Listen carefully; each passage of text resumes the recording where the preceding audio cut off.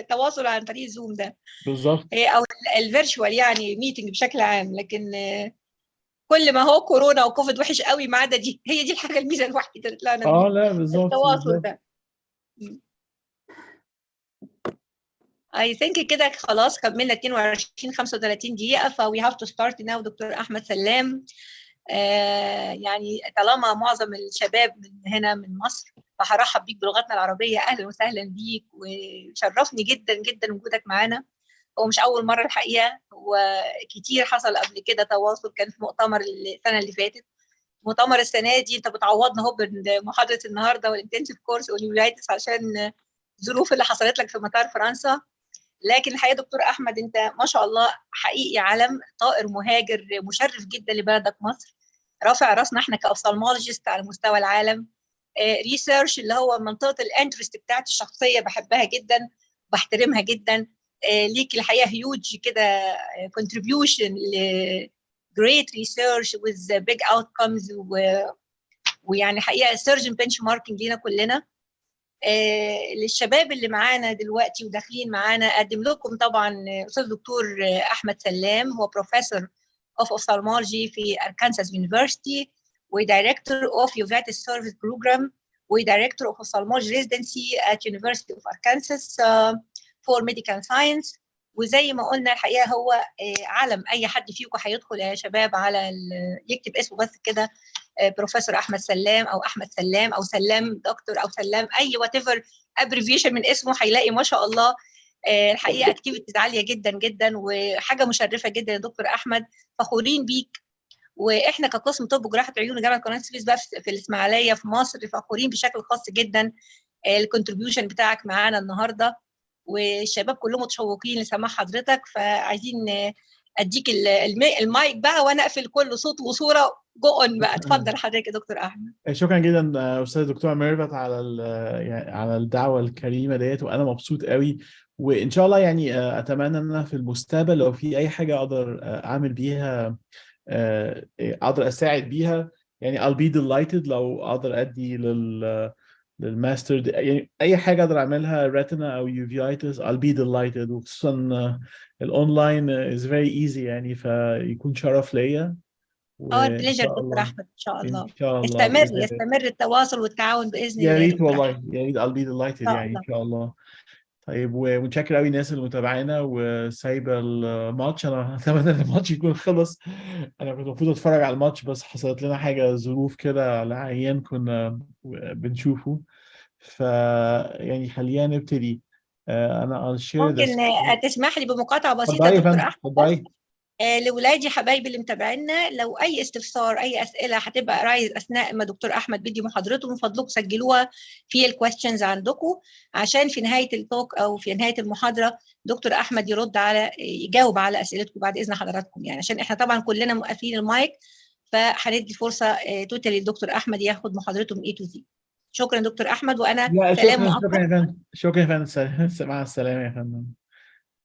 اوكي هايل. خليني شير سكرين.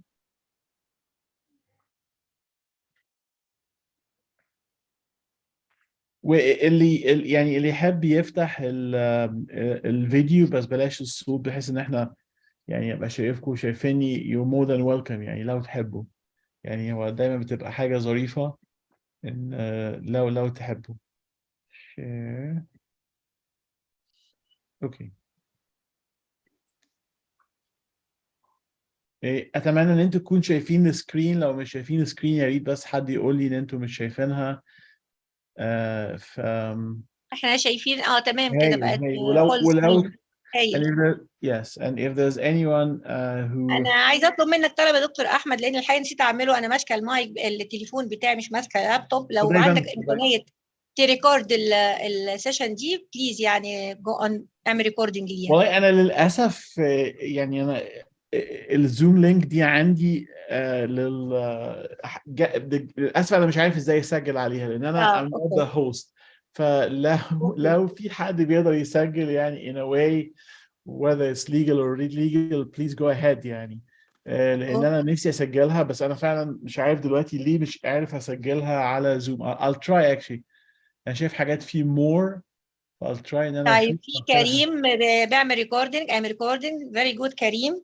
اوكي خلي بالك يا كريم، انت كده هتعمل الريكوردنج كله، وبعد اذنك هتبعت اللينك ريكوردنج بعد كده ليا والدكتور احمد عشان نعمل برودكاست للشباب اللي معانا. هايل شكرا هايل. يا كريم، شكرا. اتفضل يا حبيبي، اتفضل يا دكتور احمد. كريم if you can even claim host كريم I don't mind at all يعني هايل. yeah. ثانك يو دكتور. اوكي طيب حلو خلاص هنا انا فكرت ايه yeah, if anyone doesn't understand Arabic for any reason just let us know and we'll switch to English. otherwise هنتكلم يعني عربي على انجليزي احسن. انا فكرت ايه يبقى فكره التوك، ف لقيت ان احسن هو اصعب حاجه في اليوفيتس الدايجنوزس. if I know لو حد قال لي مثلا العيان دوت اللي عنده مثلا let's say retinitis، هو عنده toxoplasma retinitis، even لو انا not a uveitis specialist treatment is easy. نفتح كتاب صفحه اليوفيتس and then you can find the treatment. بس هي المشكله ازاي نعرف الدايجنوزس. فانا these areas are very interesting بالنسبه لي. ايه هي اللغه اللي مستخدمه في اليوفيتس، وازاي نعرف ان العيان ده عنده infectious uveitis مش non infectious. هي دي المشكله، ازاي نحطهم في الجروب دي، هل هو عنده infectious او non infectious او حاجه masquerade.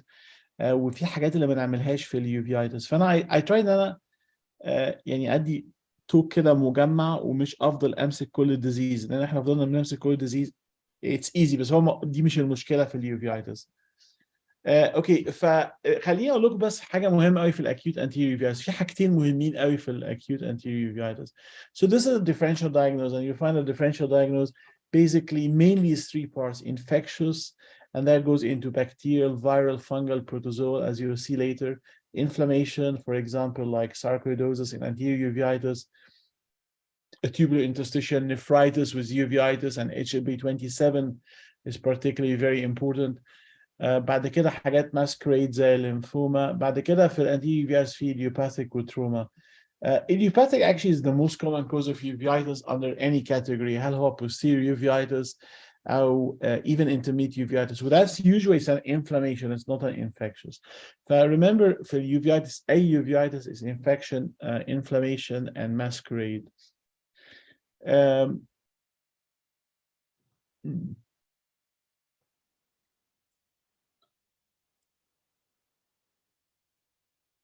Okay. Interesting. اوكي في حاجه مهمه قوي في الانتيريور uveitis، ان هو دلوقتي لو احنا عندنا العيان ده عنده anterior uveitis and takes treatment, usually we like to treat them for 6 weeks. So a usual course for a patient with acute anterior uveitis is prednisone hourly per day, like awake hours for a week, and then after that 6 times a day for a week, 4 times a day for a week, 3 times a day for a week, 2 times a day for a week, once a day for a week. We skip the 5 to make it 6 weeks. فلسه نقول عندنا عيان عالجناه كده، العيان دوت اول لما جالنا هل هنعمل له انفستيجيشنز ولا لا؟ هو اهم حاجه الهيستوري، ان احنا نشوف هل هو عنده حاجه تانية نمشي معاها. فور اكزامبل عنده باك ايك، فممكن نعمل له ايمجينج عشان سيكرو الياك جوينتس. بس let's say ان ده عيان ما عندوش اي حاجه خالص وعنده anterior uveitis. We will not investigate this patient, and the usual investigation doesn't lead to anything. اقصى حاجه ممكن تحصل ان هو يكون عنده HLB27 positive, but still it doesn't add anything. We know he's more prone to uveitis. So thank you for it very much. We didn't add anything. But anyway, the point is that ان احنا لو ما فيش عنده حاجه تانية مش هنعمل له investigations. هنديله 6 weeks course of anterior uveitis. هنديله cyclopentolate لو هو عنده significant anterior uveitis with pain just twice a day مثلا for a week او حاجه لحد ما الفتره دي تعدي. بعد كده there's no need for cyclopentolate. بس النقطة بقى المهمة قوي إن العيان ده جه بعد مثلا سنة جاله أتاك تانية، وبعد سنتين جاله أتاك تانية، بعد 6 شهور جاله أتاك تانية. This is a pattern of a recurrent anterior uveitis. And this patient, what you're doing is correct. You're giving them the treatment for that episode. That's fine.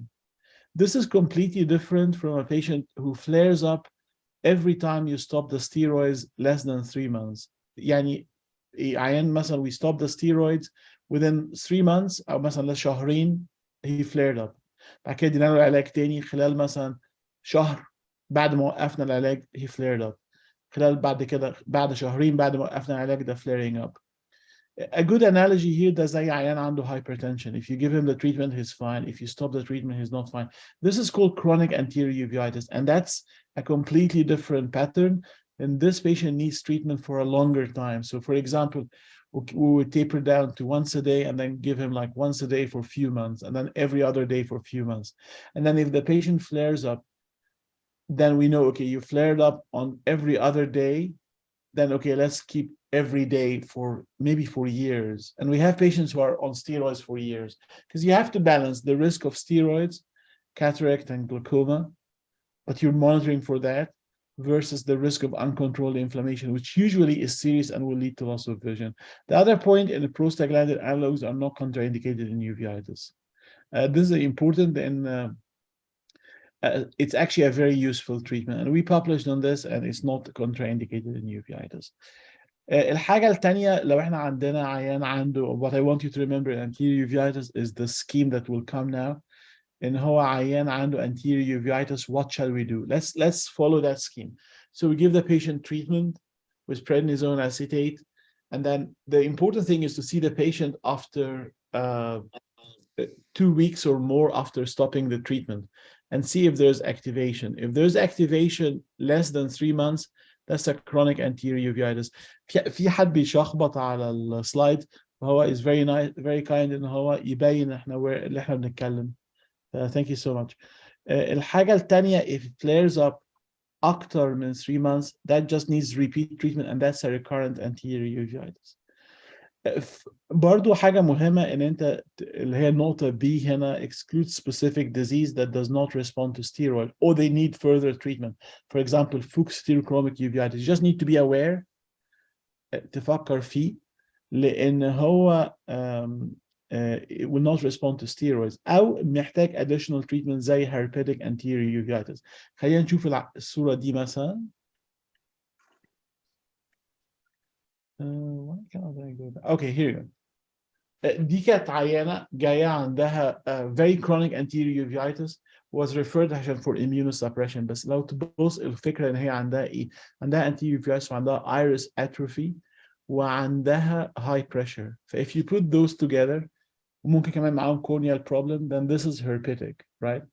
So then we did an ACT tap, and that proves she has herpes zoster in the antechamber. فالعينة دي خدت valacyclovir for a year مع the steroids, and then we were able to stop treatment. So always think hypertension, always think viral, especially if it's not responding to treatment. Okay, لو العيان not responding to treatment, reconsider the diagnosis. وهي دي النقطة B هنا, إن exclude حاجة زي Fuchs stereochromic uveitis أو herpetic. You can add systemic steroids, you can add immunosuppression, but usually we don't need that, except maybe in children uveitis. بس حاجة مهمة إن أنت always reconsider the diagnosis. Very, very important. طبعا السكيم ده محطوط, and already we excluded in العيان ده anterior uveitis is part of a panuveitis. عشان كده it's very important to dilate the fundus of patients with anterior uveitis, especially new patients, because maybe you're missing like a toxoplasma retinitis in the back or an acute retinal necrosis. So that's very important. So actually, these are the most important points in anterior uveitis in general, and the diagnosis is usually undifferentiated or non-specific. That's why really there's no point in investigating those patients. If you have any questions, put them in the chat. Otherwise, let's keep going. I'll give you cases. This is a 40-year male with decreased vision, 20/80 in the right eye. Anti-segment examination is unremarkable. Fundus examination, you have this picture. You have significant vitritis. We can hardly see the disc and the major vessels. So that's like a vitreous haze +3. And the history is irremarkable. So what shall we do?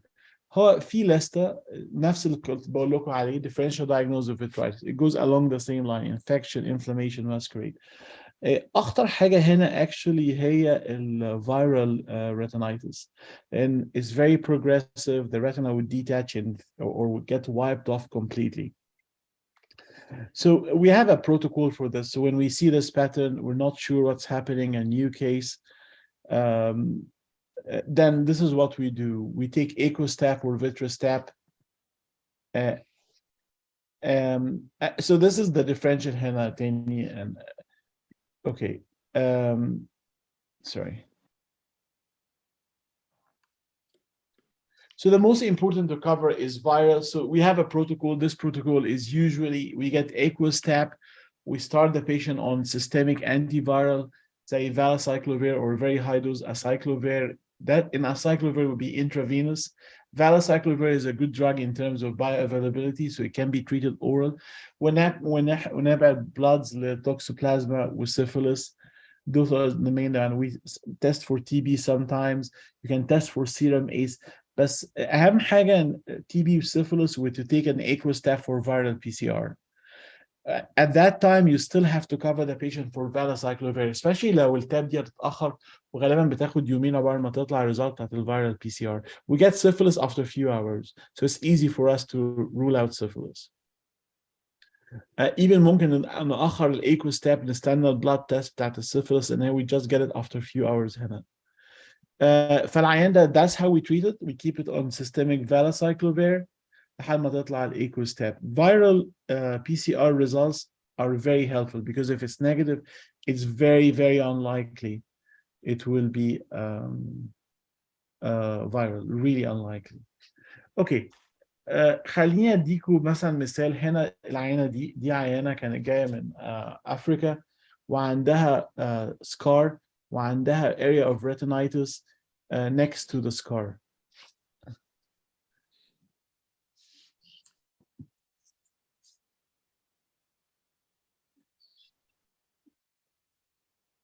اوكي انا هحاول اشخبط انا كمان عشان اوضح لكم الدرو. اوكي. Okay. Anyway, next the area, the white area next to the scar. وعندها arthritis كمان وعندها vitritis. So here it's actually very easy. When you see some of those patients, you learn that unifocal retinitis in the posterior pole, whether next to a scar or not next to a scar, is most likely toxoplasma retinitis. فالعيان ده مثلا, for example, will get blood for TB and for syphilis and toxoplasma, and then there's no need to do aqueous tap here. We'll treat the patient empirically with Bactrim and steroids, thinking this is actually a toxoplasma retinitis reactivation, and that's an easy case.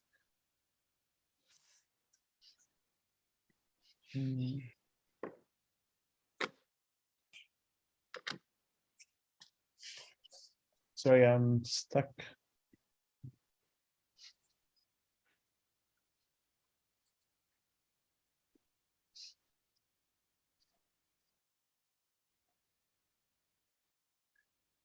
معلش أنا متأسف slides علقت.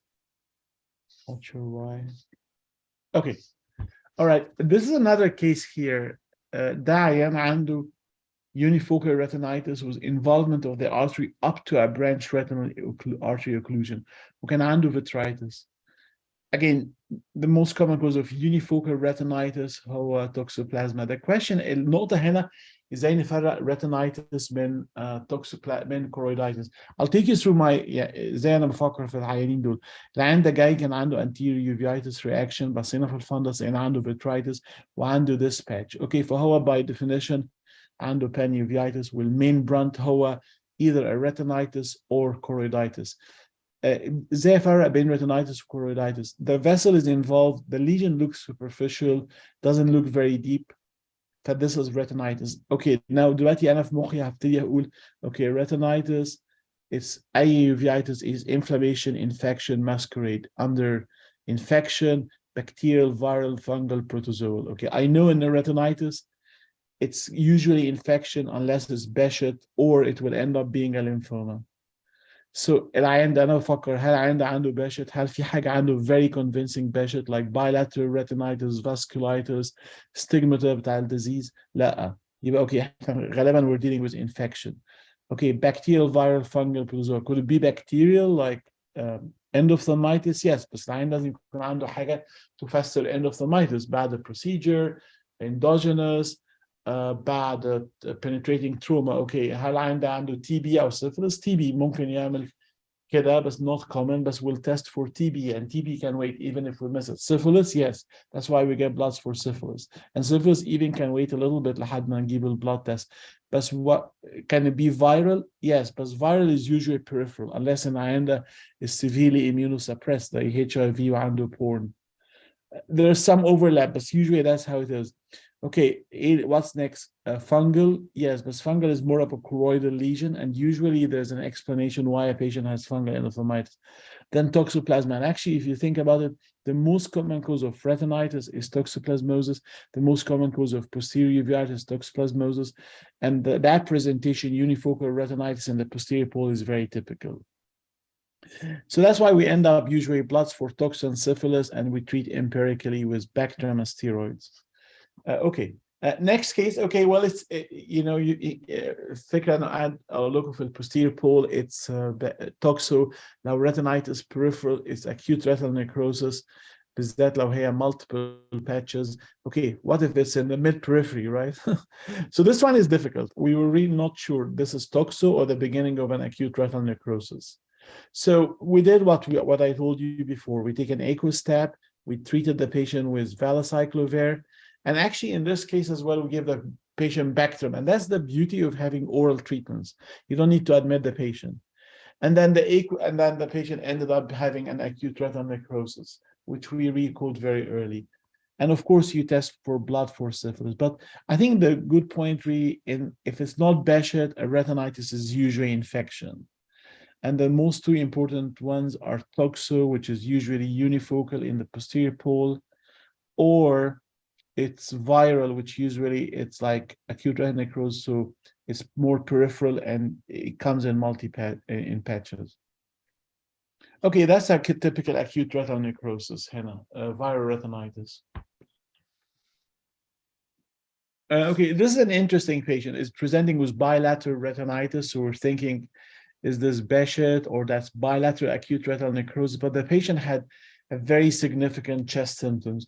وكان جاي من جروب، ده كان في انجلترا، من جروب في انجلترا تي بي فيهم عالي قوي اللي هم فيتناميز وسوماليز in في انجلترا التي بي عالي فيهم قوي. So and that actually patient had TB retinitis, which is not common. Okay, let me give you another example here. ده عيان عنده 80 عنده 80 سنة وعنده anti-chamber reaction وعنده rheumatoid arthritis where he's on methotrexate, prednisone, warfarin, وعنده history of renal cell carcinoma. This is what this patient had. وهو كان refer to us في الستيج ديت and he kept progressing. فهو first we thought this has a viral retinitis, right? And هو peripheral with multiple patches. So we tested for viral PCR. It got negative. My next thinking, and this patient has lymphoma. So we did vitrectomy and we send the sample to vitreous عشان نشوف lymphoma cells. And we did a scan. It's not, and it's progressing. One thing really ساعات بيحصل in toxoplasma retinitis in immunosuppressed patients and even in elderly patients, it can present like viral. And there's a clue here in how viral, it will keep progressing. You will not find healing lesions and how untreated, because there were healing lesions. So that patient actually had a toxoplasma retinitis, but is behaving abnormally because the patient is old and because the patient is immunosuppressed. So that's something to know. So the important message here is don't believe everything I tell you, because I just told you in the unifocal retinitis, toxoplasma is unifocal retinitis. So that's not true. That's the majority of cases. But if you're immunosuppressed or old, it can behave like a viral retinitis. Okay, and that's this patient here, the constellation. Okay. So toxoplasma, syphilis, TB, vitreous tap. We stopped oral prednisone, started on valacyclovir, not improving. Positive toxoplasma PCR from the vitreous, while his blood toxoplasma were fine, and that's what the diagnosis. It's a problem really because لأن العيان دوت الviral PCR even from the vitreous, the viral PCR from the vitreous إن هو الspecificity بتاعته is فوق 90%. لكن ال PCR for toxoplasmosis is actually in the range of 65%. It can be negative in 35% of cases. But يعني, fortunately enough, in this case, it was positive. So it confirmed the diagnosis. But that was our next thinking. حتى لو الفيترس PCR كان negative, إن احنا هنحطه على anti-toxoplasma. And this patient did very well. So remember the differential diagnosis we discussed: bacterial, viral, fungal, protozoal, and then inflammation and masquerade. This is an interesting patient. She was tapped several times for viral PCR, and toxoplasma PCR came negative. Her lesions are progressing. And that's close up here. And if you look carefully, the lesions are actually subretinal. And this is an old patient. So she ended up having T-cell lymphoma. And this patient really did very well with treatment on methotrexate intravitreal. She declined systemic treatment. And unfortunately, she died about a year and a half after from CNS disease from her lymphoma. This is a more typical pattern with the RPE infiltration. It's another pattern of lymphoma from another patient. And how part of the making a diagnosis ان انت يكون عندك differential diagnosis ان انت تكون بتعرف اول حاجه ان انت تحاول to diagnose the uveitis with further diagnosis. يعني هو عنده pan uveitis. Okay, what's the main brunt of the lesion? تاني حاجه ان انت تعمل meshing. يعني اوكي العيان دوت عنده كده بس العيان ده مثلا old and immunosuppressed وعنده مثلا high risk sexual behavior. So احنا ممكن نفكر في السيفلس و HIV.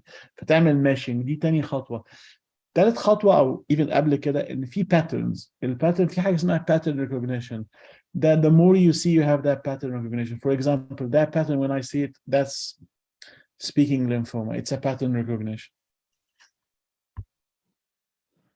And then you add investigations as you need. بس هو مهم قوي ال clinical diagnosis with pattern recognition.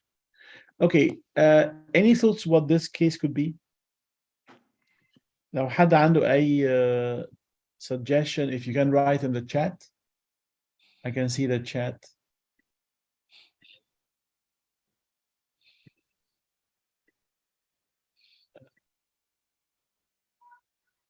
Any thoughts? Okay, I'll give you a clue. That case was like this before.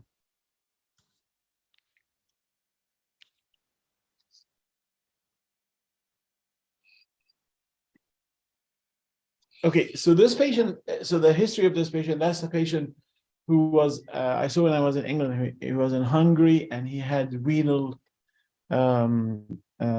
surgery and had admission, intravenous antibiotics, then vision is getting worse, then you have this budding lesion that a fungal endophthalmitis. Right. The thing is, what happened in العيان دوت it got worse and then got to that lesion, and that's why you have retinal detachment in fungal endophthalmitis. Sorry, I'm trying to go back. Sorry, I'm trying to go back. Yes. لأن the lesions heal with scarring, and that can detach the retina. And sometimes even before vitrectomy in those patients, we give the patient anti-VEGF to decrease the vascularity. So again, it's a pattern recognition. Once you see it a couple of times, you know, actually, okay, well, this lesion really, this granuloma, you can be thinking, okay, is it infection? Is it tumor? But this pattern really is, you know, very, like the most important would be fungal, TB, and maybe sarcoid. These would be the most important patterns. Maybe toxcara as well.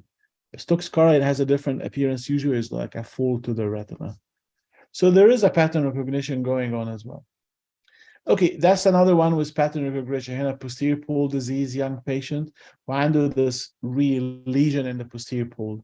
When we dig back, this patient, his other eye, and that actually was peripheral lesion in the other retina.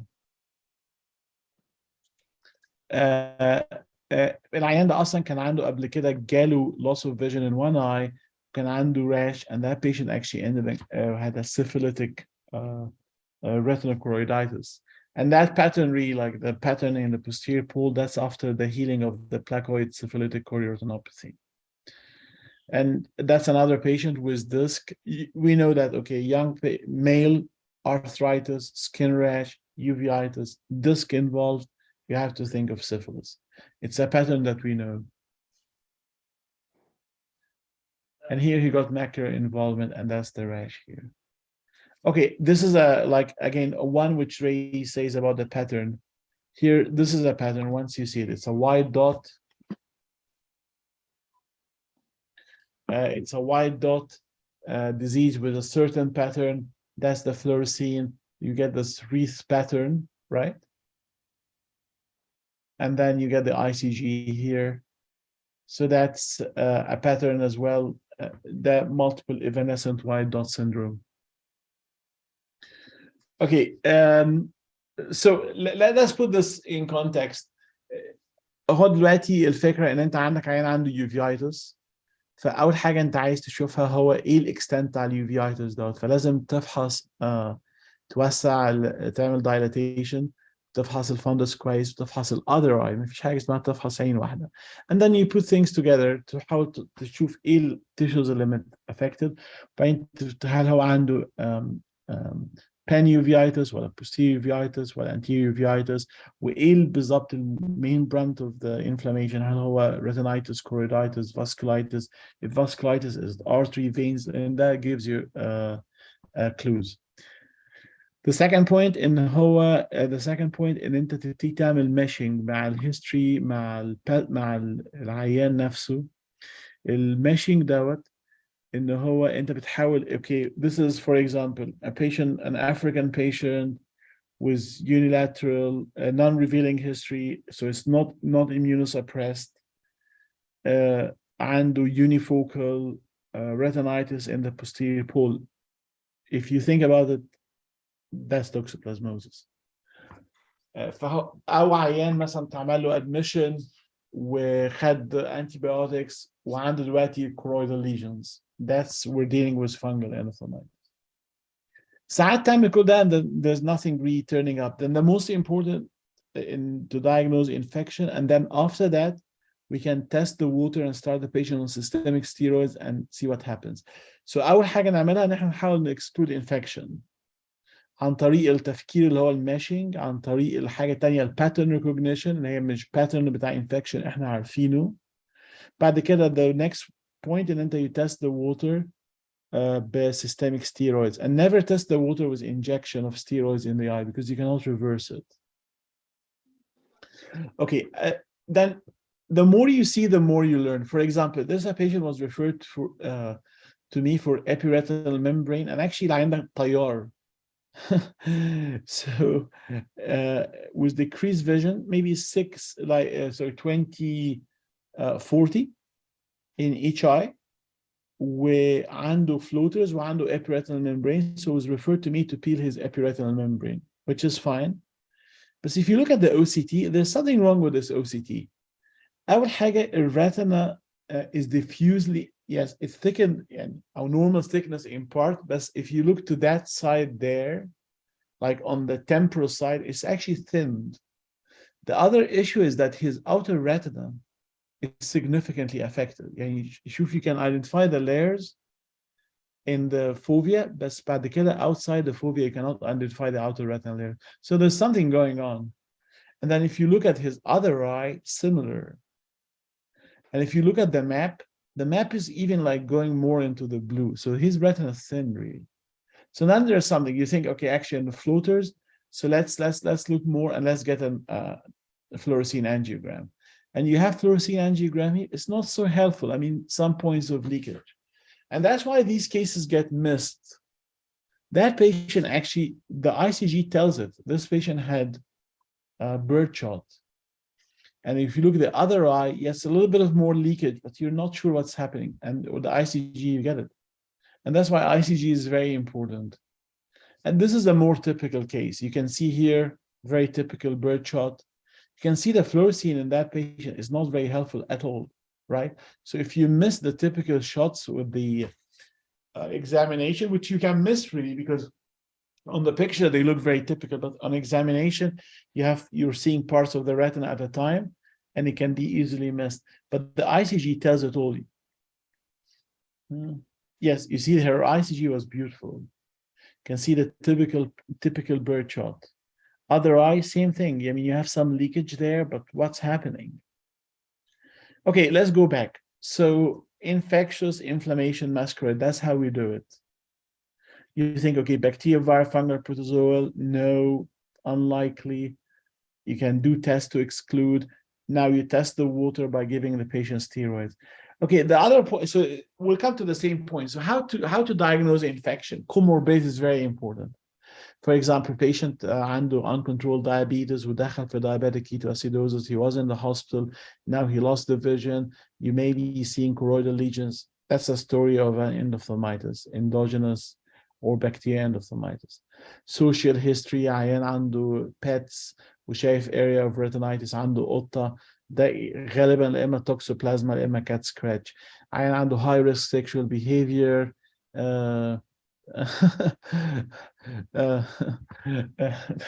Men having sex with men زي كأس العالم وقصة ألمانيا. Then you'll be thinking of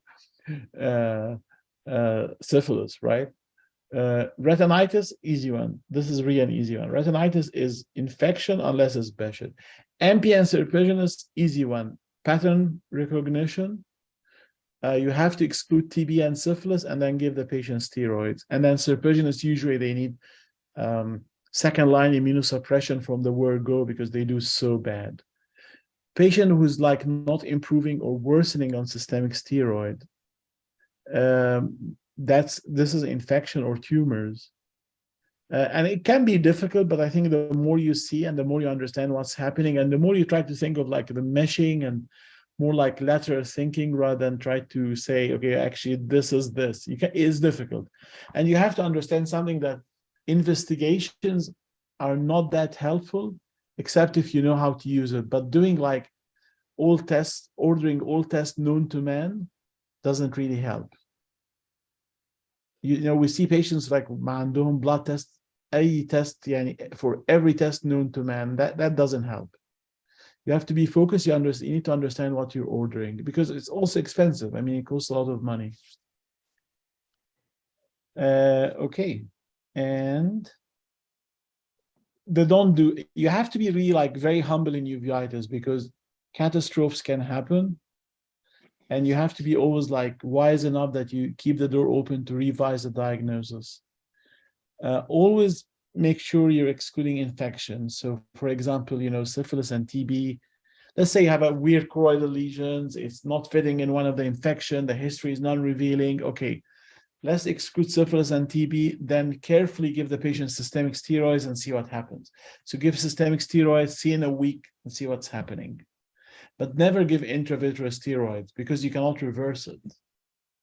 So this is really like the main points in uveitis diagnosis. And thank you so much.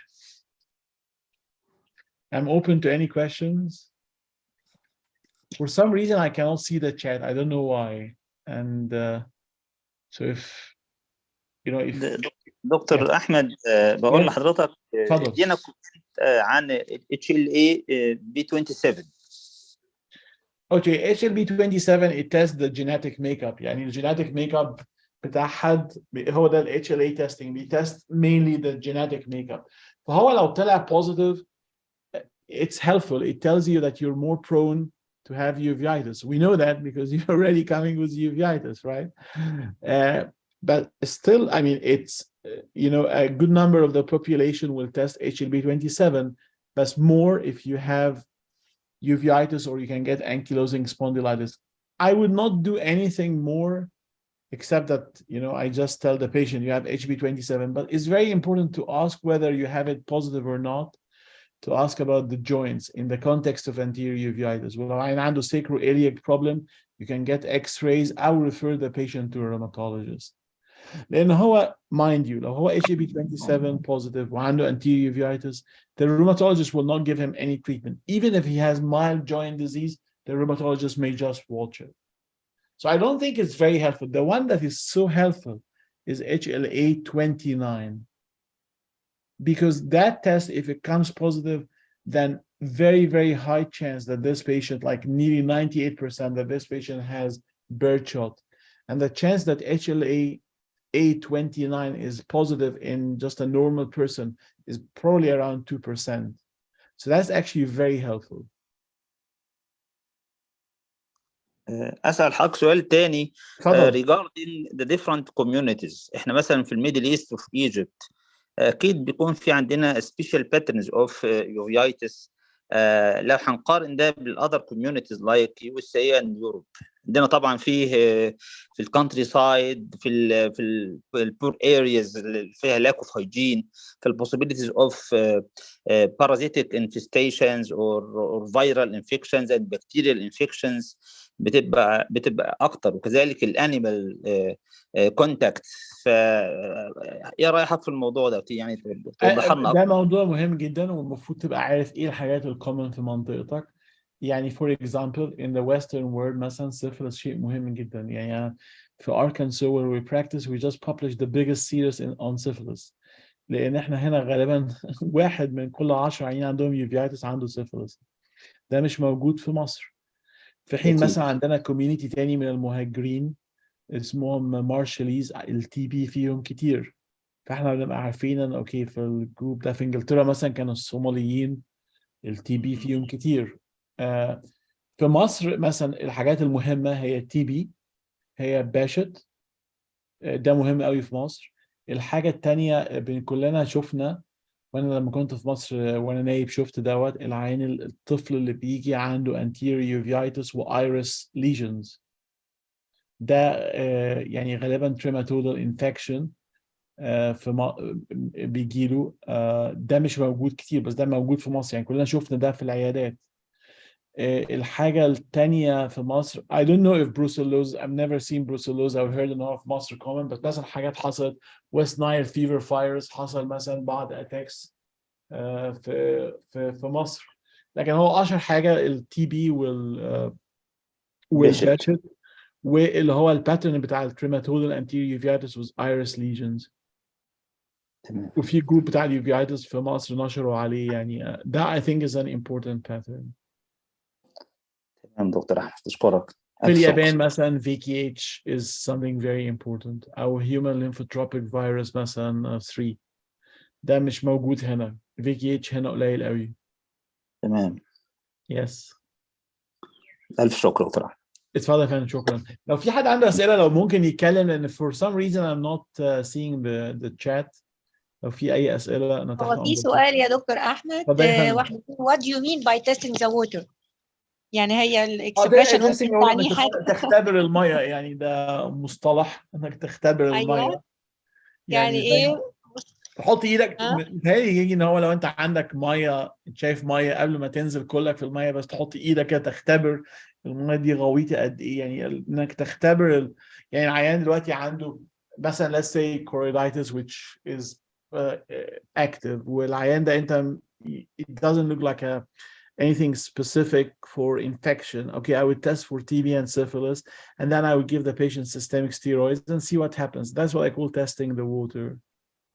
Like, and I would not Thank give the you. patient مثلا intravitreal steroids and see what happens. They know we cannot reverse it. Yes. أنا بشكرك دكتور أحمد. وفي الحقيقة في حد شارح الإكسبريشن واضح إن هو common أو famous زي بالظبط الأمثلة الشعبية عندنا في مصر. فبشكرك إنك وضحت. لو في أي أسئلة أخرى للشباب، لأن أنا عارفة اليوفيتس من الحاجات الكبيرة، يعني من الحاجات اللي مليانة كلام. فشباب القسم عندنا لو حابين تسألوا حاجة، ها، وفي الامتحانات الزمالة. صوتي باين كده. مين؟ أحمد راشد. يلا أحمد جو أون، يلا حبيبي. ازي حضرتك يا دكتور احمد؟ اهلا وسهلا. اهلا وسهلا بحضرتك. كان بس برضو كنت عايز اسال في موضوع اليوفيتس ان تشيلدرن. تمام، احنا بنشوفه برضو كتير، يعني فعلا بنشوفه كتير هنا فعلا. فانا مره برضو شفت كده ايرس ليجن زي جرانيلوما، لور جرانيلوما، وشفت برضو في الكورنيا نفسها شفت كده ليجن، بلاكويد ليجن كده، وحواليها نيو فيزلز كتير. فايه الباترن اوف انفستيجيشنز اللي نعملها في الاطفال؟ وهل لو طفل عنده anterior uveitis for a single attack single time يعني بعامله نفس معامله السنجل تايم ان ادلت. اوكي، هو ده سؤال كويس. خليني اجاوب لك على الجزء الثاني عشان ده اسهل بالنسبه لي. هو عنده anterior uveitis single attack. هو مهم تعرف هو acute ولا chronic. بالذات الكرونيك anterior uveitis في الاطفال لازم تفكر في GIA، وساعات بيبقى عندهم GIA pattern uveitis من غير joints. فيعني لو هو حاجه يعني just single episode في اطفال، مهمه. الحاجات المهمه ان هو يكون جالهم tonsils، لان هو ساعات التونسلايتس ستريبت بيعمل لهم انفكشن، ده مهم. الحاجه الثانيه الرينال ديزيز مهم قوي. فلو في وان تيست تطلبوا فيهم هو المايكروجلوبولين في اليورين، علشان التينيو اللي هو تيوب انترستيشن نفرايتس. الحاجه الثانيه تخلي بالك من الجوينت. هو يعني سيستم ريفيو هو اهم حاجه. usually الرينال ديزيز بيبقى سيريس وبيبقى باين، يعني فاهم if you don't do it. بس انت لو يعني تختار تيست تعمله ده مهم. الحاجه الثانيه هي الجوينت، وتتاكد تتابع العيان ده ان هو مش كرونيك، لان هو لو بقى كرونيك ساعات even من غير جوينت بروبلم محتاجين يتعاملوا very aggressive اكنهم GIA.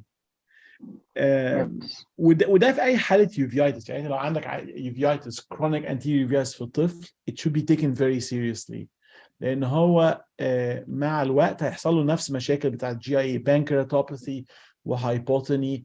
فالعيان ده needs systemic immunosuppression. Usually the rule في الأطفال we give them systemic steroids very very little بس عشان testing، يعني فاهم ده like a therapeutic test. بس usually they go on methotrexate أو Celsep بعد كده، and if they fail one of them they go on anti-TNF. فالباترن المهمة في الأطفال، الحاجات المهمة هم GIA أو GIA like uveitis من غير arthritis. الحاجة الثانية التينيو. الحاجة الثالثة الستريبت. ساعات بيحصل ساركويد أو حاجة زي ساركويد اسمها بلاو ديزيز بتحصل. بس يعني خليك very careful about the GIA. السؤال الثاني about الباترن اللي هو بتاع التريماتودا انفكشن ده، أنا honestly مش عارف إيه أحسن علاج ليه، لأن أنا I don't see it now. أنا فاكره من مصر. بس في جروب I think الدكتور علاء رضوان I think ان هم نشروا بيبر عليه، ومتهيألي ان هم كانوا subconjunctival steroid والانتي بارازيتيك ما كانش useful و they do excision. بس I'm not sure. يعني I would look up the paper لان انا I don't see it هنا وما كنتش بشوفه في انجلترا. في حاجه دكتور احمد لو هتسمح لي اضيفها لحضرتك، بنشوفها في اليوفيتس في الاطفال، لان سؤال احمد راشد الحقيقه very interesting ومهم جدا. من الحاجات اللي احنا بتبقى مزد مننا البروتوزوال انفكشن دي جاب بتدي حاجه immunological رياكشن تدينا انتيريفياتس في اطفال. والحاجه الثانيه سيبتيك فوكس زي مثلا تيث كيرنج اللي هي تسوس الاسنان في الاطفال. كسيبتيك فوكس بتديني دي كلها انيشيت برضو immunological رياكشن. وبتبقى ده اللي هي زي ما بيسموها كلين يعني انفكشن بسبب الاميونولوجي، مش بسبب ان في ريل اورجانيزم دخل جوه العين او حاجه زي كده. هي رياكشن للتوكسينز بتاعت السبتيسيميا اللي حاصله وسبتيك فوكس. بالظبط، هي دي حضرتك الجوز مع اللي هو اللي كنا بنقول عليه الستريبت انفكشن بتاع التونسلايتس. فده برضه نفس القصه شبيهه ليه. يس الجروب ده. والجروب الثاني بتاع البارازيتيك انفكشن انتي تشامبر ده انا فاكر في مصر كان كتير كتير قوي موجوده وبشوفها كتير حقيقه. انا فاكر واحنا في مصر كان بيجي من ناحيه الفيوم. وإسماعيلية والله عندنا هنا بشوف حالات كده فعلا يعني. وفي الدكتور علاء رضوان نشر بيبر عليها، بس انا مش فاكر قوي التريتمنت كان ايه what they suggested، بس I think it was. ومعانا دكتور محمود راتب كمان هو انت، ومعانا كان في دكتور سمير، بس هو مش معانا دلوقتي اونلاين يعني. عاملين شغل برضه في الريسيرش على الموضوع ده. انا كنت شفت حوالي 3 كيسز بتريماتود جرانيولوما، وفعلا هم did not respond للميديكال تريتمنت، وعملت لهم اكسجين وبقوا كويسين بعد الاكسجين. يعني ماشيه مع البيبر اللي نشرها الدكتور علاء رضوان. عاوز اسال دكتور احمد، عاوز اسال حضرتك عن الايه كرونيك CSR. طبعا عارفين لما بيجي لنا يعني برايمري او انيشيال احنا طبعا بنسيبه ويتنج ان هو يريسبوند او يريزولف، انما ساعات بيجي لنا حالات كرونيك CSR. فايه راي حضرتك ايه اخر الجايد لاينز لما يجي لنا حالات زي كده؟ نعم هي رير بس ده سؤال هايل. هو يعني انا بس I will broaden the question شويه عشان لو في ناس كمان داخله امتحانات. the way I think about CSR, and I think about it like it's a retinal detachment. For a retinal detachment, it can be exudative, tractional, or rhegmatogenous. فهو ده أول حاجة أنت محتاج تفكر فيها في رأيي في عيان CSR في subretinal fluid. فده exudative, traction, rhegmatogenous. Traction is very easy, and rhegmatogenous once you're aware of it is easy usually. لأن هو غالبا هيبقى فيه ماكر هول. ساعات بيبقى الماكر هول صغير قوي ما بتبقاش شايفه فمحتاج تدقق في ال OCT. Then you're left with exudative detachment. The way to think about CSR إن دلوقتي أنت عندك الأوبتيك نيرف والماكيولا فالباترن ده. فأول حاجة أنت تبص على الأوبتيك نيرف تتأكد إن مفيش بيت أو كولوبوما أو significant cupping بتاع جلوكوما لأن دوت ممكن يعمل لك CSR-like lesion in the macula. تاني حاجة انك تبص under the lesion تتأكد ان مفيش choroidal neovascular membrane ومفيش mass, and that's why fluorescein is important, especially لو هي مثلا حد not common to have CSR like a female أو لو الليجن شكلها غريب عشان to exclude choroidal neovascular membrane, polyps زي ال IPCV أو actually mass. And sometimes if you don't look carefully you're gonna miss it. لو انت بتبص بسرعة actually CSR you will miss that. بعد كده الحاجة المهمة انك تكسكلود inflammation او infection. Very very important scleritis و VKH. And I saw several patients كان عندهم posterior scleritis who diagnosed as CSR. I saw one patient was diagnosed as bilateral CSR and bilateral anterior uveitis. That patient had VKH. فI رأيي ان هو اهم حاجة الdiagnosis. And then also remember انك تسأل على steroids او على medication and systemic steroids is a risk factor لل CSR. That's number one. Number two, okay, لو هو CSR وخليك very wary ان هي ممكن ما تكون CSR بالذات لو هي female risk is very low. يعني وانا it happens but the risk is very low. طب okay, لو هي typical CSR, what I would do? I usually don't do anything for the first 3 months. لأن حتى medical treatment was shown in a randomized study that it doesn't help. Then my next step, depending on the fluorescein and ICG, لو a lesion is outside the FAS, I just do a gentle laser, زي بالظبط الfocal laser, and it works so well and it's available. If the lesion is very near to the FAS, then I would treat all the hyperemic area on the ICG using PDT half fluency. The other treatment is micropulse. Micropulse was shown in a comparative study مع PDT to be inferior. I really don't have experience with it. هو طبعا ميزته إن هو أرخص ومش محتاج dye فدي ميزة بس أنا I really don't have any experience بيه لأن إحنا we have PDTs available. That's what I do. Of course, you have to be wary دايما مع CSR and a group of them gets CNV and that's where anti-VEGF can help. فده كل معلوماتي عن CSR. شكرا جزيلا. لا العفو. ممتازة، ألف شكر. ربنا يخلي حضرتك. السلام عليكم. وعليكم السلام. دكتور أحمد ازي حضرتك؟ أهلا وسهلا. بشكر حضرتك جدا وبشكر أستاذتي الفاضلة دكتورة ميرفت الشبراوي. أنا دكتور أحمد علي، أخصائي عيون في مستشفى مغربي في السعودية. دكتورة ميرفت ازي حضرتك؟ اهلا حبيبي. مبروك. احمد علي يا فندم، ازي حضرتك؟ اهلا بيك يا حبيبي. ازيك يا دكتور احمد؟ عامل ايه؟ يا رب دايما ايه المفاجأة الحلوة دي؟ يا فندم احنا يعني انا المبسوط ان انا سمعت صوت حضرتك ومؤثر معاكي يا حبيبي جداً. ربنا يبارك فيك يا دكتور احمد. انا سعيدة جدا والله بلمتكم معانا هنا في المحاضرة. ربنا يبارك في حضرتك. انا مبروك مش يا دكتور احمد الفوز على البرازيل. شكرا. الفوز على الارجنتين ان شاء الله. الارجنتين سوري يس. معلش ميسي حطوه في جيبهم. ايوه. انت بتعمل ايه عندك في السعوديه؟ اشتغلت في المغربي يا احمد؟ الحمد لله يا فندم في المغربي دلوقتي. ده يعني ما شاء الله ما شاء الله حبيبي. يعني بتوجيهات حضرتك وبتعب حضرتك يا حبيبي قلبي ربنا يخليك. انا يعني سعيده ليكم جدا وفخوره بيكم والله. اي مكان انتوا بتتواجدوا فيه بترفعوا راس مصر كلها وبترفعوا راسي معاكم كمان، راسنا كلنا. يعني دكتور احمد سلام دلوقتي المحاضره الشيقه الجميله دي هتبقى في ميزان حسناته، لان الحقيقه الواحد اتعلم منه حاجات جميله وشيقه جدا ومرتبه ومنظمه وسهله كمان يا دكتور احمد. دي مهمه. اليوفيتس من الحاجات المكلكعه اللي مش اي حد يعرف الحقيقه يوصلها للناس بسهوله. والله ربنا يخلي حضرتك. هو واضح ان ان في يعني leadership هايله في قناه السويس، ودي حاجه مهمه ان الناس. دكتوره ميرفت يا فندم، دكتوره ميرفت صح بس طبعا بالاسم. طبعا اكيد. هي دكتوره ميرفت بالاسم، يعني هي يعني ام واخ كبير هو وكل ده حاجه مهم قوي بالنسبه لي. ربنا يعني للاسف. يخليك يا احمد، شكرا يا حبيبي، شكرا. للاسف في اماكن تانية الوضع مش كده، والنهايه ان هم بيزهقوا الناس وبيضايقوا الناس، وفي الاخر خالص the end of the day كلنا هنمشي وهنسيب ورانا either الناس تحبنا او ناس ما تحبناش. I think we should learn يعني. انا كنت بس بعمل مداخله صغيره. طبعا انا اول ما سافرت السعوديه حسيت ان انا مش دكتور عيون خالص، وان انا ما درستش اي حاجه عن الاوفثالمولوجي دوت، ولا اعرف عنه اي حاجه. لان هنا طبعا حضرتك عارف في ناشوناليتيز كتير جدا، سبيشالي بقى يعني انديان وبنجلاديش وذيس areas يعني have more diseases. We don't see this disease in Egypt at all. Especially maybe I will speak only on one disease. I don't see this disease in Egypt at all. Eels disease.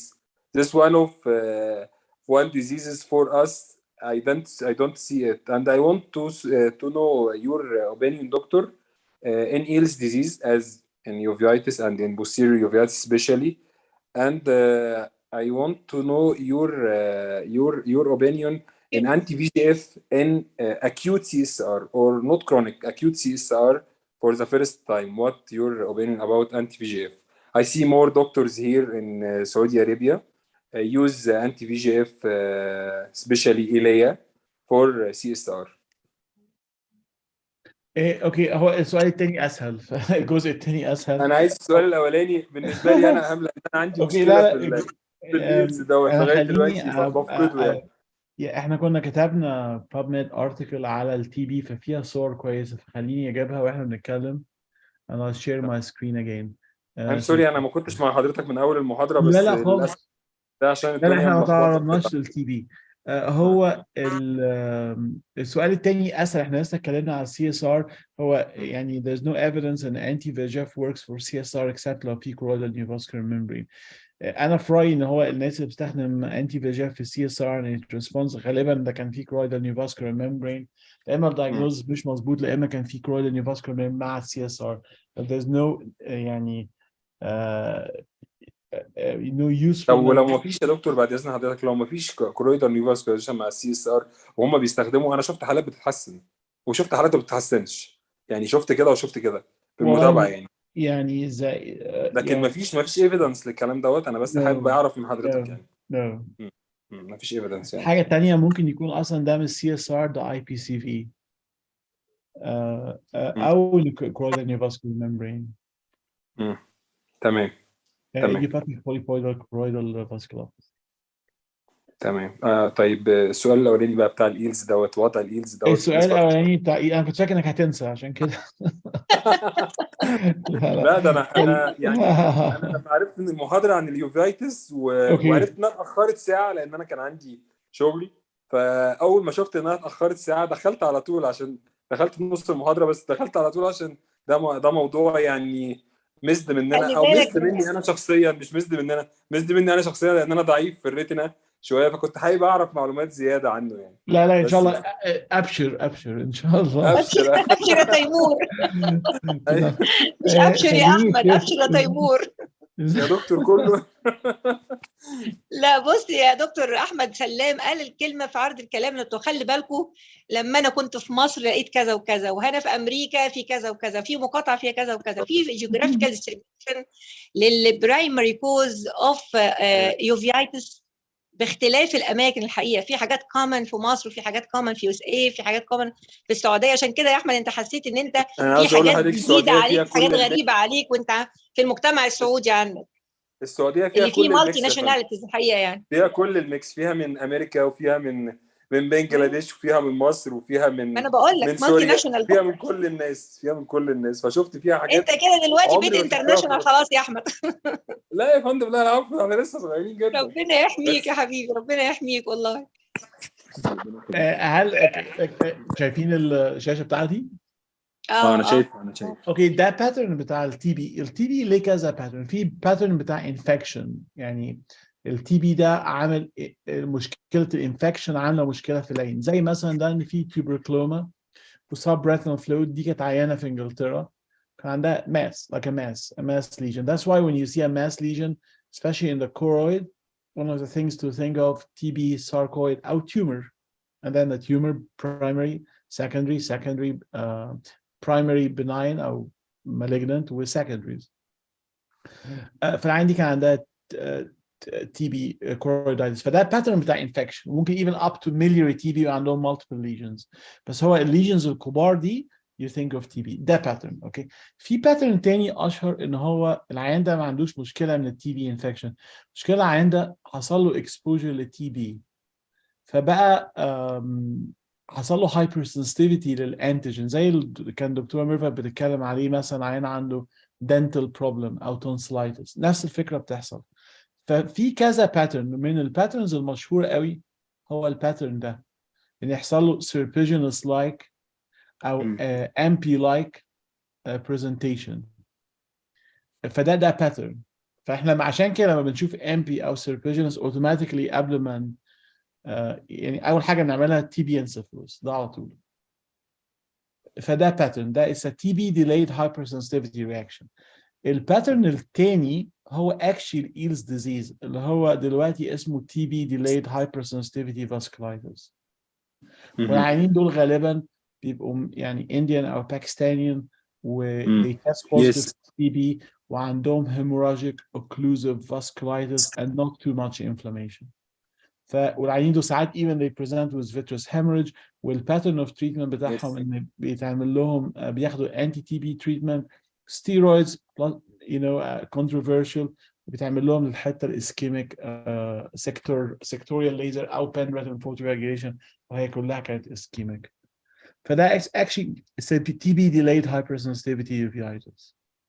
I will ask again about anti-VEGF in these patients. Yes, so if you group in India, Dr. Vishali Gupta, who is really a very big name, they showed in Homa they may respond to anti-VEGF for العيانين الTB. For Ease disease, anti-VEGF can be helpful for new vascularization just to quieten things, especially if you're going to be operating on those patients. But it's not really like a definitive treatment. لو هتسمح لي يا دكتور سلام، لو ممكن نعتبره كتريتمنت كومبليكيشن كنيفاسكولاريتي اللي هي ناتجه عن اليوفيتس اللي حصلت او الانفلاميشن اللي حصل، بس ما هياش المين اعتقد اللاين اوف تريتمنت خالص. بالظبط. هم كمان لقوا ان ساعات التي بي جرانيولوماز ده اللي هم الجروب بتاع دكتور جروب لقوا ان التي بي جرانيولوما ريسبوند اكشلي تو انتي فيجاف. وكان ليه تفسير ليه انا مش قادر افتكر ليه غير الكومبليكيشنز، بس هو يعني ده مش الستاندرد تريتمنت. لكن هو is mainly زي ما الدكتوره ميرفا كانت بتقول mainly for treatment of complications. If you're going to operate on this patient you want to quieten things او لحد ما الليزر يشتغل حاجه كده. اوكي. انا هقول لحضرتك برضو يعني مش طبعا هي مش خبرتي بس هو يعني ملاحظتي. حلو. تمام. هو انا طبعا شفتهم بيدوم ستيرويد دايما ودايما بياخدوا انتي في جي اف، بس العيان دوت بيديلي جدا في ان هو بيتحسن وممكن يتابع معانا يعني 4 months وفي الاخر ما يوصلش يعني لنفس الفيجن بتاعه اللي كان قبل كده، مع انك ممكن لما تيجي تعمل له يعني فاندس اكزامينيشن تلاقيه خلاص بقى كلير جدا وبقى نورمال وطبيعي وكل حاجه كويسه عنده، مع ذلك ما بيوصلش برضو لل I think it's mainly ischemic لان هم بقى عندهم significant ischemia. And if you don't get OCTA او fluorescein you may not see it. اوكي. انا بشكر حضرتك جدا. طبعا يوفيتس ده من المواضيع الصعبه جدا بالنسبه لاي حد سواء لا طبعا هو في السعوديه الحاجات المهمه قوي التي بي وفيكي اتش وكراتوكونس. لا طبعا كراتوكونس ده واخد اكبر رايه في السعوديه. وعندنا في سينا هنا يا دكتور احمد سلام، عندنا هنا في سينا بتاعتنا مصريه، بس في السعوديه يا دكتور عاوز اقول لحضرتك قبائل بتجيلي كده كراتوكونس ما شاء الله يعني تريتس كده. هم بقى عشان قبائل وبيتجوزوا من بعض دايما في السعوديه. كراتوكونس ده يعني عاوز اقول لحضرتك في مصر الواحد كان بيجي لك واحد يجيب لك اخوه يجيب لك ابن عمه يجيب لك بنت عمه يجيب لك باقي العيله، بقيه القبيله بتجي لك كلها وتكتشف انها كراتوكونس. صح، ده حقيقي. وفي السعوديه نفس الشكل كده بالظبط يا دكتوره، نفس الشكل يا فندم والله. كتير هي جدا كاتبانا اخر جدا. حاجه، اخر كيراتوكونس كونسنسس كلها بتكلمينا على البريفالنس بتاع الحقيقه او معدل انتشارها كبير في الايشن هنا او الميدل ايست، وخاصه الايشن بقى السعوديه، وكمان الفار ايست كمان، مش الويسترن قليل قوي فيها عندنا يعني، اسباب كتير بقى الله اعلم ايه هي يعني. عايز اقول لحضرتك النهارده كان عندنا استشاري كبير بيجي لنا كل فتره في المستشفى كده، ما شاء الله كان عنده 100 حاله المفروض بنعمل لهم سكريننج معاه النهارده. ما شاء الله. about مثلا 30% من الحالات ديت كيراتوكونس. 30% 30% عندهم كيراتوكونس. كيراتوكونس 30% كيراتوكونس. الهيريديتري مثلا الحاجات اللي هي مثلا ماكيولار ديستروفي ده مثلا 3 4 5 حالات بس، تمام. وبرده يعني مش كتير، لكن كيراتوكونس ده في كيس ايه ده يعني اهم حاجه، واهم حاجه بيعملوا عشانه بيكي بي، وبيعملوا عشانه دالك وكل الحاجات دي بالنسبه لهم يعني. كتير قوي قوي. لا دالك ايه بقى ولا يعني حاجات دي انا ربنا يسترها. انت بس المهم حاجه ربنا معاكم، لان هنسيب اليوفيتس وهنشتغل كيراتوكونس يظبطوا بس ويتش جريد فيها، مش اي حد ينفع له اي حاجه يا ابو حميد انت عارف. بشكر حضرتك جدا على دعوتنا انا سعيده بيك يا احمد والله، بس انا هقول لك قدام الناس كلها كده، انا بروح عند العاشر كده بفتكرك على طول. ربنا يبارك فيك يا فندم، ربنا لما يبارك ترجع فيك. بالسلامه نيجي نزوركم في العاشر بقى ان شاء الله باذن انا الله. لازم اجي لحضرتك ان شاء الله اول ما انزل باذن الله. انا ان شاء الله مقصر يا في حق حبيبي، حضرتك فخوره جدا. بيك وسعيده بيك والله جدا يا احمد، ربنا يوفقك يا حبيبي، ربنا يوفقك. فرصه سعيده دكتور احمد، وبشكر حضرتك جدا. متشكر قوي، طال عمرك. ايوه طول عمرك. طول عمرك. دكتور احمد، استسمحك بس اخد الكونتاكت بتاعت حضرتك من الدكتوره ميرفت يا ريت علشان والله امر حضرتك. اشكرك بحيث لما جينا حالات نستشيرك بقى، معلش هنتعبك معانا. لا خالص، انا تحت امركم والله، ولو أشكرك. في اي حاجه اقدر اعملها انا تحت امركم. اشكرك. اخد بس كونتاكت من الدكتوره ميرفت بس. طبعا طبعا طبعا. شكرا جزيلا. الشباب في اي اسئله تانية للدكتور احمد؟ يعني الحقيقه انا مش عارفه اقول لك ايه دكتور احمد، انا سعيده جدا جدا بحضرتك، وسعيده جدا جدا زي ما قلتها تاني وبعدها، المحاضره الجميله الشيقه وسهوله التوصيل المعلومه وسهوله الرد على المعلومه والامانه في المعلومه. انا برضو ده كلام ده بنعلمه لشبابنا، ان احيانا الحاجات بتبقى difficult to answer فيه، بالذات في اليوفيتس الحقيقه في اسئله بتبقى difficult to answer. يمكن الحاجات اللي بذكرها لك يا دكتور احمد، انا الشباب الموجودين خريج الكليه عندي عارفين انا كنت دايما بدي محاضره اليوفيتس طول السنوات اللي فاتت اندر جراديويت للاندر جراديويت، فكان بيبقى في عندهم مشكله حقيقيه مش بتتفهم بسهوله. كان كل هدفي ان انا زي ما اتربيت وتعلمت في كليتي هنا بروبلم بيزد ليرنينج كوميونتي اورينتد البي بي ال دي، طريقه التيتشنج بتاعت او الليرنينج بتاعت اللي اتعلمتها علمتني ان انا اخد الباثولوجي وافهمه حلو قوي عشان اعرف الفسيولوجي تحول لباثولوجي ازاي، وابدا اشوف الايه البلان اوف مانجمنت. فمن الانترست بتاعي الكبير في الحقيقه، وكان دايما بقى في اسئله اللي حضرتك تبقى واقف قدامها مش عارف تجاوبها، مش جابوا في نولج قد ما هي ان فعلا بتبقى فيج. احنا عندنا، انا رحت انجلترا واكيد عندك في امريكا انت شفت النظام، هم بياخدوها من اي تو زي، نظام كشكول بالظبط، هي المفروض اعمل واحد لغايه اخر حاجه عشان اجاوبك اقول لك ده البرايمري دياجنوستس ايه. احنا هنا بنغزل برجل حصان، مش هقول حاجه ثانيه، برجل حصان. فانت بتعمل نوع من يعني matching between الهيستوري مع الاكزامينيشن مع الانتندد انفستيجيشن اللي هي could help ان انت تحط الفاينل دايجنوزس من الثلاثه اربعه بروفيجن دايجنوزس اللي انت حاططهم. فالحقيقه انا معجبه جدا بطريقه حضرتك انك انت honestly تقول لا خليني في الجزء الثاني اسهل شويه، خليني في الجزء الثاني اسهل شويه عشان ده الصغيرين يتعلموا. احنا يا جماعه بنفضل الوقت كله بنتعلم لغايه ما لا نهايه، وان في ستيل حاجات تبقى لسه فيج، وفي حاجات ستيل ملهاش كلير انسر طول ما احنا بنجري وراه بالانفستيجيشن، طول ما احنا بنتعلم وبنشوف حاجات جديده بتطلع لنا تساعدنا في الدياجنوز. فانا بشكرك خالص يا دكتور احمد، مش بس على الساينتفك كونتنت الرائع اللي حضرتك قدمته، لا على الطريقه كمان، الحقيقه طريقه فيري اتراكتيف وجميله جدا جدا، وبشكرك جدا ان انت معانا. وطبعا دي البدايه وليست النهايه، احنا توعدنا لا خلاص ان شاء الله انا تحت شغل كتير جاي ان شاء الله. يعني I'll be delighted. هو في سؤال انا شفته دلوقتي من دكتور سامر اسود على periocular بيك يا دكتور triamcinolone. سامر. هو العيان لو عنده يعني في ستادي ظريفه قوي اسمها ماست ستادي. الماست ستادي حاولت تجاوب سؤال مهم قوي، ان هل لو العيان عنده non-infectious uveitis significant، لو احنا ادينا له intravitreal steroids كان عن طريق الريتيسيرت implant او ادينا له systemic treatment وimmunosuppression، هل في الاخر هم زي بعض ولا في حد احسن من حد؟ فلو عند السكند year و up to the third year ان هم زي بعض تقريبا. بس بعد كده عشان العيانين اللي خدوا ريتيسيرت ده جزء كبير قوي منهم ما خدوش another ريتيسيرت وهو expired، العيانين اللي خدوا systemic treatment they did much better.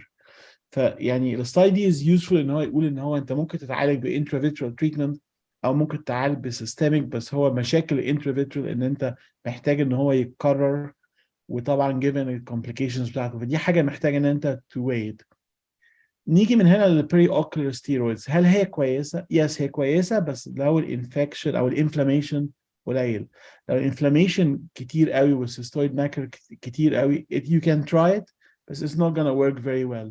وفي ستادي اللي هي البوينت ستادي لقت كده، قارنت السبتينون بالانترافيترال ترايمسولون والدكساميثازون، ولقت ان البريشر رايز اقل لكن الافيكاسي اقل برضه. if you have a patient with بعد مثلا عيان عنده anterior uveitis وعنده macular edema و not responding to steroids, periocular is very good. لكن لو الموضوع getting more serious with severe posterior uveitis, you can try periocular but it's not gonna work. يعني دكتور رأي حضرتك ان الاوزردكس دوت هو الافضل في الحالات ديت اللي هي عندها recurrent uveitis؟ يعني انا برضو حالة من ضمن الحالات الظريفة اللي بتتابع معانا بقالها مثلا 7 سنين عندها uveitis، 7 سنين مش اقل من كده يعني، وهي ماشية على الاوزردكس دوت، يعني تعتبر مثلا كل 3 شهور بتاخد اوزردكس.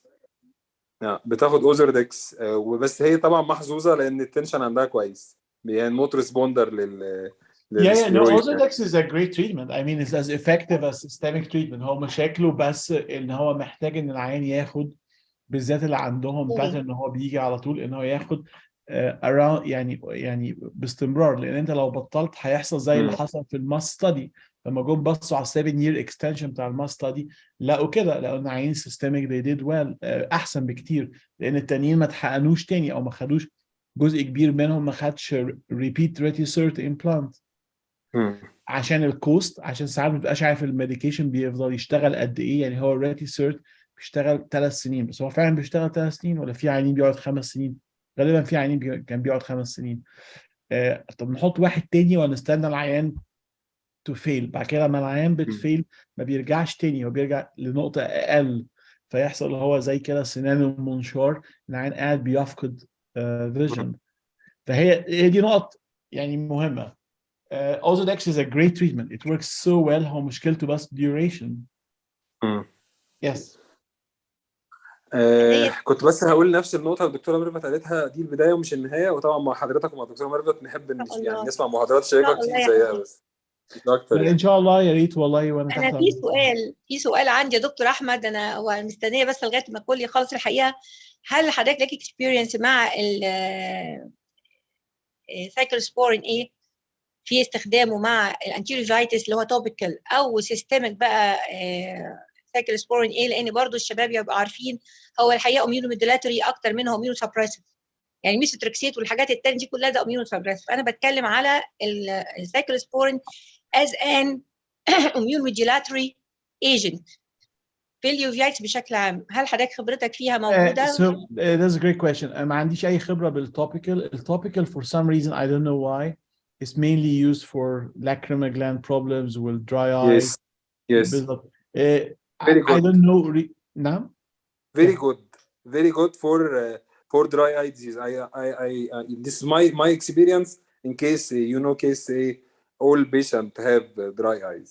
Very good in the patient resistant to lubricant, normal lubricant or tear replacement, any tear replacement. This is a very good. لكن في التريتمنت بتاع anterior uveitis I don't know, we've never used it. I'm sure أنا حصل عليه studies. I don't know really why it's not used. Systemic cyclosporin, it's a very good medicine. It inhibits interleukin 2 بيشتغل على T helper cells.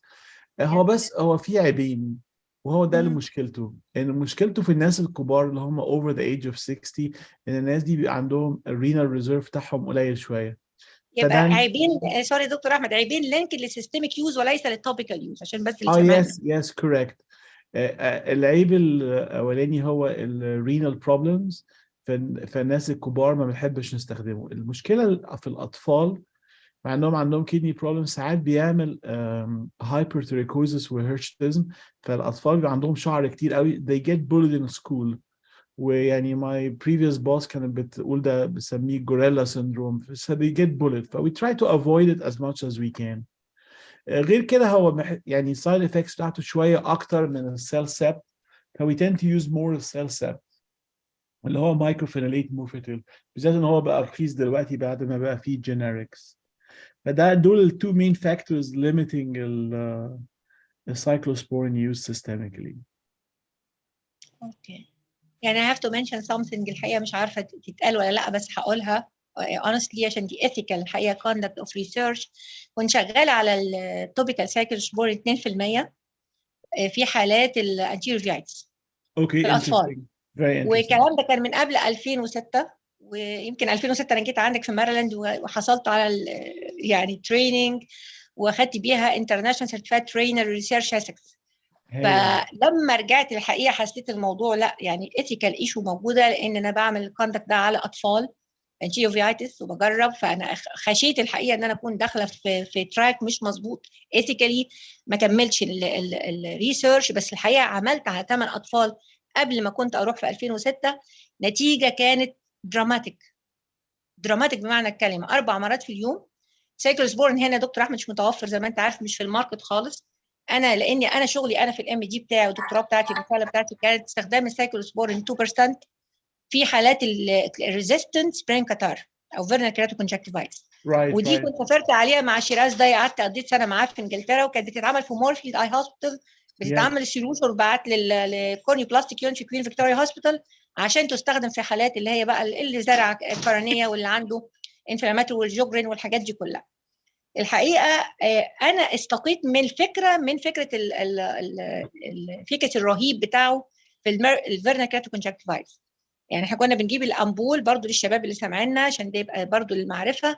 امبول سايكلوسبورين اللي هو 50 مللي جرام برمل، وبنخففه ب 1.5 مل اوف كاستر اويل از اويل فيكل، وبنعمله بيبقى في اي بقى بوتل عندك ناتشورال اي لوبريكنت للعين، بنفضيها وبنحط الكونتنت دي في سترايل كونتنت زي كده، اطرف تتعمل في باب الثلاجه، تطلع تتقلب كده، وبنحطها 4 مرات في اليوم.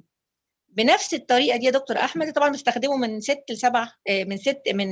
4 ل 6 اسابيع، يعني شهر ونص تقريبا. ده في السبرين كاتار. اتجربته انا في ال6 حالات اللي عملتهم او ال8 حالات اللي عملتهم قبل ما اطلع امريكا في 2006 في انتيريور في الاطفال. دراماتيك افكت. والحقيقه فضلت اتابع حد عمل ريسيرش بعد كده، لان انت عارف طبعا لازم ناخد بقى الاي ار بي كونسنت بتاعهم الابروفال، او الار اي سي كونسنت بتاعهم الابروفال. لسبب او لاخر ما كملتوش، لكن الحقيقه كنت بتمنى ان حد ياخد البادره دي ويكمل بيها، لان احمد يمكن بيتكلم دلوقتي على حاجه ثانيه خالص في الدراي اي. ده بيختلف يا احمد الكونسنتريشن تماما، الثاني 0.5% للدراي اي، لكن دي احنا بنتكلم على كونسنتريشن عالي 2%، وفي اليوفيتس 2%. لان انت لو حد تتبع البري كلينيكال ريسيرش اتكلمت على الابزوربشن اوف توبيكال سايكلوسبورين والبرسنتج كونسنتريشن بتاعها في الكورنياس وفي الانتيريور تشامبر في الاكوس لغايه ما توصل للايرس، تفهم كويس قوي هو ازاي بيشتغل انتيريور اللي حلو جدا، لكن طبعا استحاله هيوصل بوستيريور اللي خالص، فبيخشوا له عن طريق سيستميك. وطبعا اللي انت قلته دكتور احمد كله الكونسيرن بتاعك مظبوط تماما، اللي هو في الرينال كيدني، في الرينال بروبلمز في الكبار، وفي الاطفال اسمه ايه بقى هيرشتزم اللي بيسموه اللي هو هيرشتزم وهايبرتريكوزس. فانا بس يعني الحقيقه كنت حابه اسمع رايك، لان في ناس اشتغلت بيه وبتقول بتجيب نتيجه هايله، بس الحقيقه انا عايزه اعملها بشكل محترم كريسيرش، يعني لازم يكون فيه والله يعني ممكن لو حاجه ماستر ديجري او حاجه او ام دي تتعمل. انا اي ثينك ان هو لو حد يكمل فيه ام دي تبقى ظريفه فعلا. انا actually look it's very interesting، لان هو مشكله الستيرويد دروبس هي السايد افكتس بالذات الهاي بريشر والكاتراكت cataract مش مشكلة كبيرة في عيانين الادلتس، بس in children cataract is an issue. I think ان هو يعني فكرة حلوة قوي. ما هي الفكره تو افويد تماما انك تبعد عن الكورتيكوستيرويد، زي بالظبط فكره سبرين كاتار. كان كل الناس هنا بيشربوا الكورتيزون شرب عشان يحاولوا كنترول او يعمل هولت للديزيز بروجريس. فان شاء الله ان شاء الله ممكن يبقى ريسيرش نعمله مع بعض يا دكتور احمد. يبقى والله فكره ممتازه بجد والله. مالتي سنتريك ستادي تبقى حاجه حلوه عندك وعندي وفي مكان اخر نعملها ان شاء الله، تبقى حاجه جميله جدا. ان شاء الله فكره حلوه يعني، انا هبص عليها ان شاء الله. البروتوكول هبعته لك ونفكر فيه ونعمله حقيقي مع بعض. والله خلاص فكره حلوه قوي ان شاء الله باذن الله نشتغل فيها ان شاء الله. ان شاء الله. انا مش عارفه اشكرك ازاي، وبشكرك على وقتك الكبير الثمين. لا تحت امركم والله، دي مبسوط قوي والله. وبشكرك على، انا حاسه ان احنا قاعدين لمه عيله، مش شغل بقى اوفيشال قوي ولا شغل. انا اعتقد الشباب كلهم حاسين بنفس احساسي، فانا بشكرك قوي. بس احمد يوسف يجيب لنا كبسه ونبقى حضرتك. ايوه يا احمد، هنجي لك السعوديه يا احمد، احنا يا فندم ما فيش اي مشاكل، بس شوف حضرتك عاوز الكبسه ايه بقى، دجاج ولا عاوز حنيز ولا عايز ايه بالظبط اللي حضرتك عايزه؟ انت قاعد فين يا احمد؟ قاعد في جده ولا في الرياض ولا فين؟ انا في ابها في الجنوب. ده ابها جميله، ابها جواها حلو قوي. جو تلج جدا اعلى من دلوقتي. البحر تقريبا ب 1000 متر، ب 1000 متر صح ولا بقد ايه؟ 2133 متر. 2133 متر. 2 كيلو وحاجه يعني. طيب يا عم ميرسي جدا ليك يعني.